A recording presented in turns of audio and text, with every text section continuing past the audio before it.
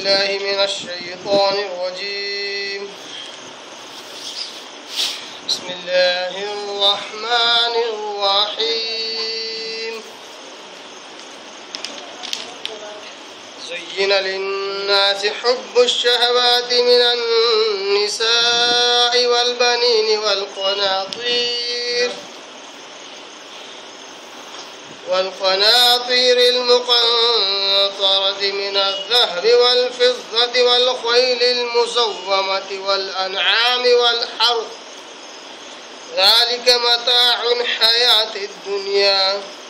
والله عنده حسن المآب صدق الله العظيم نحمده ونصلي على رسوله الكريم اما بعد تمام قسموں کی حمد و ثنا تعریف کبریائی بڑائی اسے اللہ وحدہ لا شریک کے لیے لائق اور زیبا ہے۔ تو ساری کائنات کا خالق مالک میرا اور آپ کا مربی ہے، اسے اللہ کے لیے ساری تعریفیں ہیں جو غفور ہے، غفار ہے، کریم ہے، ستار۔ بعد اس کے آپ کے میرے آقا دو جہاں کے سردار الانبیاء پر کروڑ کروڑ انگنت بے شمار درود و سلام صلی اللہ علی محمد و آلہ وسلم۔ قابل احترام بزرگوں، عزیز دوستوں، نوجوان ساتھیوں، قرآن مجید کی اسی آیت کی میں نے تلاوت کی ہے جو لگاتار 3 دنوں سے تلاوت کی گئی۔ تیسرا پارہ سورہ آل عمران سورہ نمبر 3 رکوع نمبر 2 کی آیت نمبر 14 پر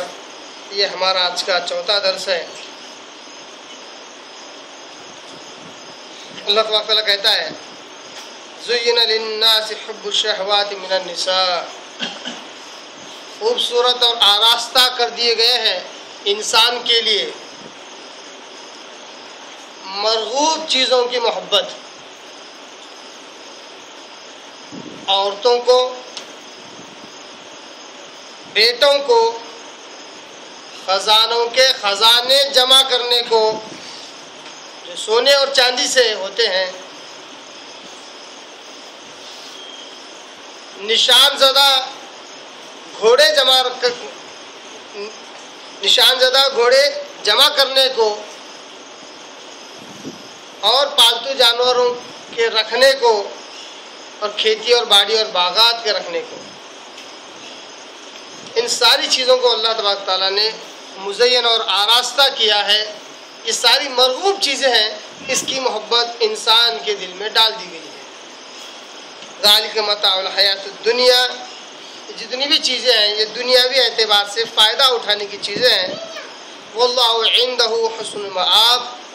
اور اللہ کے پاس جو کچھ ہے وہ بدلے کے اعتبار سے،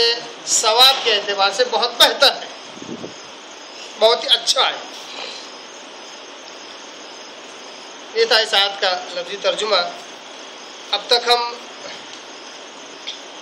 ان کل 3 دروس میں ہم نے جو باتیں جانی وہ یہ کہ سب سے پہلے ہم نے یہ دیکھا کہ اللہ تبارک تعالیٰ جن چیزوں کا تذکرہ یہاں پر کرتا ہے